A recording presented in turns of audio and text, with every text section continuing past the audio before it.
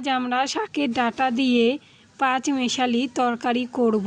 প্রথমে আমরা একটা আলু, ডাঁটা, কুমড়ো, বেগুন আর কিছু বড়ি নিয়ে নেব। মশলার মধ্যে আদা, রসুন, পেঁয়াজ, একটা টমেটো আর কাঁচা লঙ্কা লাগবে। আদা, রসুন আর পেঁয়াজ একসাথে আমরা পেস্ট করে নেব। সবজিগুলোকে খুব ভালো করে জল দিয়ে ধুয়ে নেব। কড়াইয়ের মধ্যে সামান্য তেল দিয়ে দেব। তেল দেওয়ার পরে একটু নাড়াচাড়া করে নেব। তারপরে বড় সাইজের 3টে বড়ি ভেজে নেব।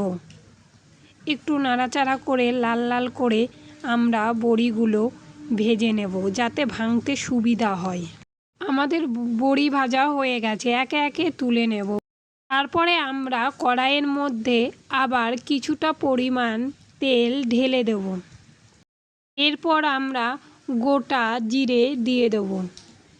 একটু নাড়াচাড়া করার পরে সবজিগুলো আমরা ঢেলে দেব কড়াইয়ের মধ্যে। একে একে সবজি ঢেলে দিচ্ছি। দেওয়ার পরে খুব ভালো করে নেড়ে নিতে হবে। আদা রসুন বাটা দিয়ে দেব। আপনারা আপনাদের পরিমাণ মতন দিয়ে দেবেন। আমাদের মোটামুটি এখানে 3 থেকে 4 চামচ আদা রসুন বাটা দিয়ে দিয়েছি। এরপর আমরা 2 চামচ হলুদ গুঁড়ো দিয়ে দেব।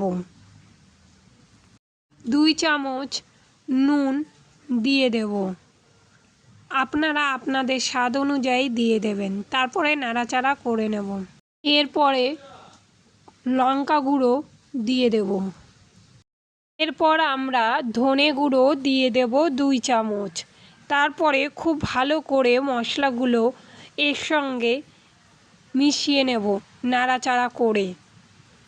আপনারাও একটু নাড়াচাড়া করে মশলাগুলো সবজির সাথে মিশিয়ে নেবেন।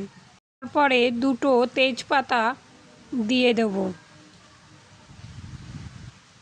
তারপরে আবার কিছুক্ষণ নেড়ে নেব। এইভাবে প্রায় 3-4 মিনিট নাড়তে হবে, যাতে ভাজা ভাজা হয়ে যায়। তারপরে জল ঢেলে দেব পরিমাণ মতন, যাতে সেদ্ধ হয়ে যায় সব কিছু।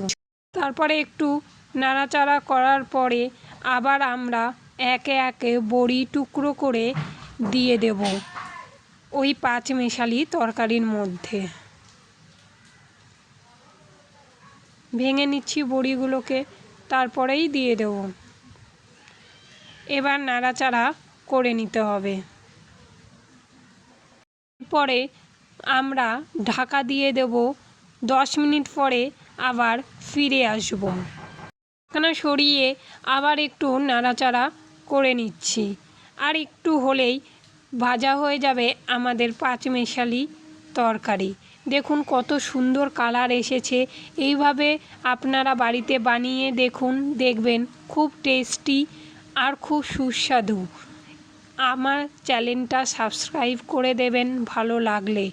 এইভাবে রেসিপি তৈরি করে আপনারা বাড়িতে পরিবারের লোকজনদের খাওয়ান, খুব খুশি হবে আর মজাও পাবে। ভালো থাকুন, সুস্থ থাকুন।